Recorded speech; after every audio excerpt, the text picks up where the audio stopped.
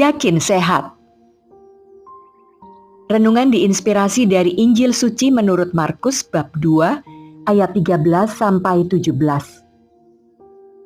Sekali peristiwa Yesus pergi ke pantai Danau Galilea dan semua orang datang kepadanya. Yesus lalu mengajar mereka. Kemudian ketika meninggalkan tempat itu, ia melihat Lewi, anak Alfeus, duduk di rumah cukai. Yesus berkata kepadanya, "Ikutlah aku." Maka berdirilah Lewi, lalu mengikuti Yesus. Kemudian ketika Yesus makan di rumah Lewi, banyak pemungut cukai dan orang berdosa makan bersama dengan dia dan murid-muridnya, sebab banyak orang yang mengikuti dia. Waktu ahli-ahli Taurat dari golongan Farisi melihat bahwa Yesus makan bersama dengan pemungut cukai dan orang berdosa, berkatalah mereka kepada murid-muridnya, "Mengapa gurumu makan bersama dengan pemungut cukai dan orang berdosa?" Yesus mendengar pertanyaan itu dan berkata kepada mereka, "Bukan orang sehat yang memerlukan tabib, tetapi orang sakit. Aku datang bukan untuk memanggil orang benar, melainkan orang berdosa." Demikianlah sabda Tuhan. Terpujilah Kristus.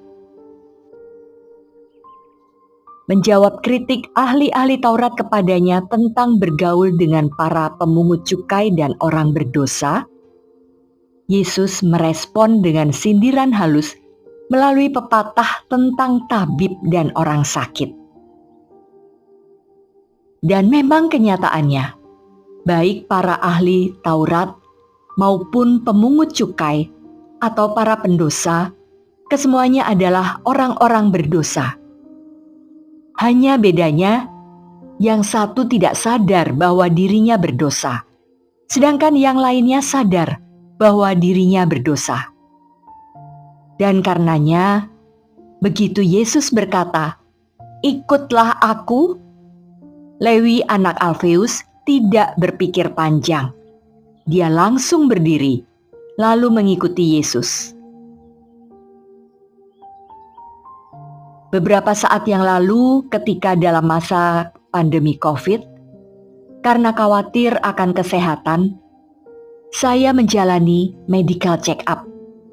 Setelah beberapa tahun lamanya tidak rutin menjalaninya, dan hasilnya tidak terduga. Yang biasanya semuanya baik-baik saja, kali ini tidak.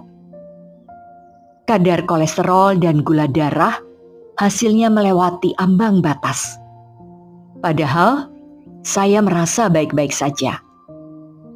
Ternyata kebiasaan kecil dan pola makan yang kurang baik mengakibatkan kadar kolesterol dan gula darah melewati ambang sehat. Sehingga, atas saran dokter, sementara waktu saya harus rutin minum obat untuk mengembalikan kondisi tubuh ke dalam batas normal. Sama seperti penyakit jasmani, dosa yang adalah penyakit rohani, kalau kita biarkan, akan semakin berakar dan menyebar kemana-mana.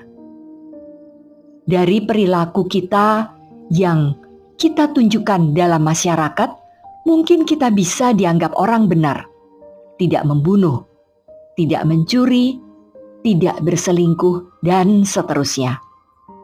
Tetapi bagaimana dengan perilaku yang tersembunyi dari pandangan orang lain? Bagaimana dengan sikap batin kita? Apakah kita sungguh-sungguh mengatakan di hadapan Tuhan bahwa kita orang benar?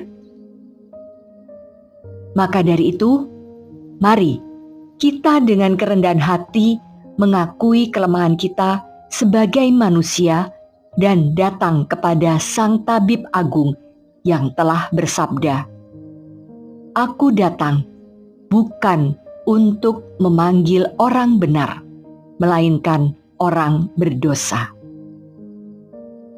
Marilah kita berdoa. Allah yang Maha Tahu, seringkali aku malu atas sikap, pikiran, dan perbuatan jahatku yang tersembunyi dari orang lain. Aku tidak dapat bersembunyi di balik kodrat kelemahan manusia atas kejahatan-kejahatan itu. Karena melalui Roh Kudus, Engkau telah menunjukkan apa-apa yang baik dan benar yang harus aku pilih dan lakukan. Sungguh, aku tidak layak. Tetapi aku bersuka cita karena anak-Mu masih mau mengampuni dan menerimaku. Bunda Maria, Bunda kami semua, doakanlah kami yang berdosa ini sekarang dan waktu kami mati. Amin.